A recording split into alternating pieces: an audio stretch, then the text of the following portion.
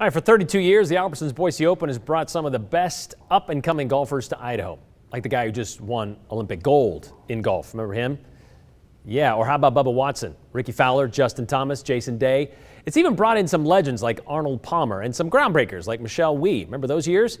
But before those cleated competitors click around the Hillcrest Country Club, there's a group that's up and at them before the up-and-comers, getting the 6,800-yard layout lined up for play. The unsung and usually unseen in daylight hours denizens of the grounds crew. Almost 20 years ago, to the day, I got up early to see what it takes to get the par 71 course ready for the pros. Every day, the Boise Open begins before the sun even breaks through. It's pretty dark. It's just after 6 a.m. I mean, you got to be a little nuts to do this, but... Kevin Hicks, along with the 25 members of his grounds crew, are already on the course. Really, my first and only task is to make sure everything gets mowed.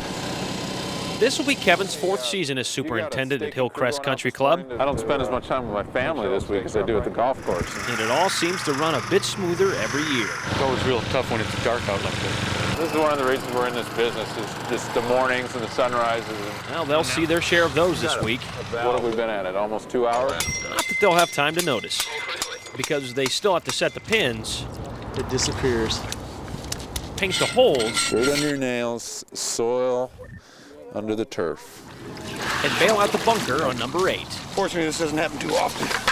While most of the course preps happen in the weeks prior to the tournament, the fun for Kevin is putting on the finishing touches. Coin a phrase, these guys are good. They're good players, but I still like to present them with a challenge.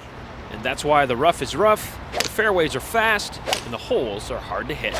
I think they'll be pleased. I hope, anyway. All right, Kevin Hicks, he spent a few more years at Hillcrest as the superintendent. That was back in 2001. Then he took his talents to the Coeur d'Alene Resort, where he took care of the course there for 14 years. Back then, the Albertsons Boise Open was part of the Buy.com Tour, which was the Nike Tour before that, and then before that, it was the Hogan Tour. Now the tournament is part of the Korn Ferry Tour, which is, I guess you know, the developmental tour for the PGA when you eventually get there. Those who have either haven't earned their way onto the big tour yet, or it's for those who have kind of slipped back, haven't earned the money to stay there. There's a lot more to the Boise Open, though, than golf. It's a major fundraiser for local charities like the Idaho Food Bank. And this year, it's even more major. Earlier this week, Albertsons and Chevron announced a $2.9 million donation, the largest ever in the tournament's 32-year history. And in those 3+ decades, the Albertsons Boise Open has put more than $30 million into local nonprofits' pockets.